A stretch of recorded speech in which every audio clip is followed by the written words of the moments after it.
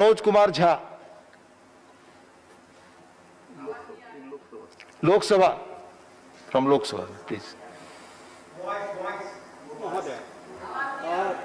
Mic please. जी शुक्रिया उपसभापति महोदय। हाँ। कभी कभी कोई नमस्ते आयोजन कितना भारी पड़ जाता है ये हमने हिंदुस्तान में देखा है बीते 3-4 महीनों में, तो आगे से बड़ी सावधानी बरतनी होगी।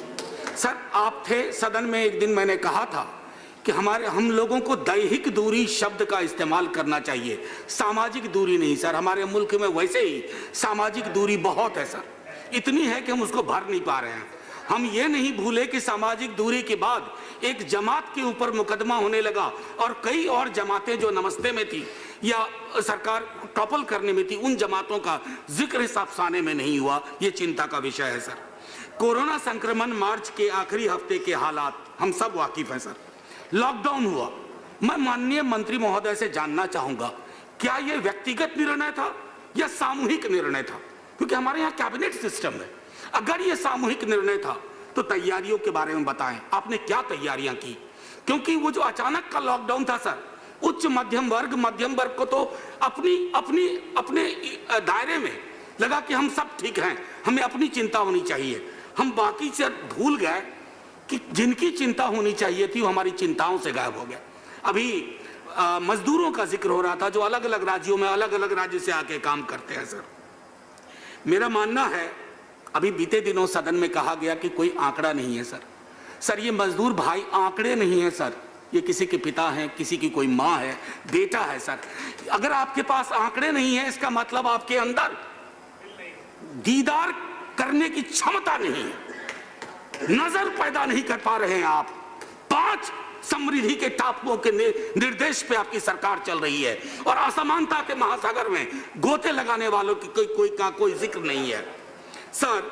मैं सदन की ओर से माननीय उपसभापति महोदय, मैं प्रपोज करता हूं कि हम सबको एक माफीनामा देना चाहिए देश के उन तमाम मजदूर भाइयों के लिए जिनके बारे में हमने चिंता नहीं की, जिनके बारे में फर्स्ट और सेकेंड लॉकडाउन में कोई बात नहीं हुई।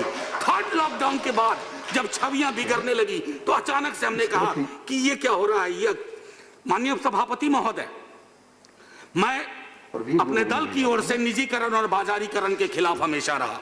मैं आज कहता हूं, कांग्रेस के साथी भी याद करेंगे, 90 से जो आपने उद्यम शुरू किया, आज देखिए बाजार के मध्य हेल्थ और एजुकेशन को आपने रख दिया। आपके पब्लिक हेल्थ इंफ्रास्ट्रक्चर ने जो काम किया जिस जज्बे के साथ, उसको सलाम करिए और अपनी आर्थिक प्रस्तावनाओं पर पुनर्विचार करिए पब्लिक हेल्थ इंफ्रास्ट्रक्चर को लेकर के। सिर्फ कोविड वॉरियर वर्कर्स को ही ट्रिब्यूट नहीं, सबको। हमें दुख होता है कि जब सरकार के आला लोग ये कहते हैं सर एक मिनट, दूसरे देशों की तुलना में हमारे यहाँ मौत कम हुई है। सर ये घोर असंवेदनशीलता है, ये घोर अमानवीय बयान है। उन घरों में जाइए, पूछिए कि तुम्हारे पिता की मृत्यु हो गई लेकिन यार बाकी देशों की तुलना में हम ठीक है ना। ये बयानबाजी बंद होनी चाहिए सर। इकोनॉमिक इंपैक्ट में मैं सरकार से आग्रह करूंगा, हाथ खोलिए 7,000-8,000 रुपया non income tax paying family को। और सर आखिरी टिप्पणी करके खत्म करूंगा, ऑडिट और पारदर्शिता से दूर पीएम केयर्स फंड का कई बार जिक्र हुआ है। मेरा मानना है कि नाम और काम में थोड़ा तारतम्य होना चाहिए। और हमारे बीजेपी के एक मित्र कंक्लूड करिए, 30 सेकंड, वरिष्ठ साथी कह रहे थे सहकारी संघवाद के का बहुत अद्भुत उदाहरण उन्होंने दिया, महाराष्ट्र फोकस रह गए। मैं भी बिहार के बारे में बहुत चीज कह सकता था लेकिन ये राजनीति का विषय नहीं है। 1 सितंबर से आरटीपीसीआर किट महाराष्ट्र को सस्पेंडेड है, पीपीई, N95 मास्क, वेंटिलेटर। तो आपके सहकारी संघवाद के आइडिया को प्रणाम। धन्यवाद झा जी, धन्यवाद सर। जय हिंद तो बोलने दीजिए सर, बस जय हिंद बोल के खत्म।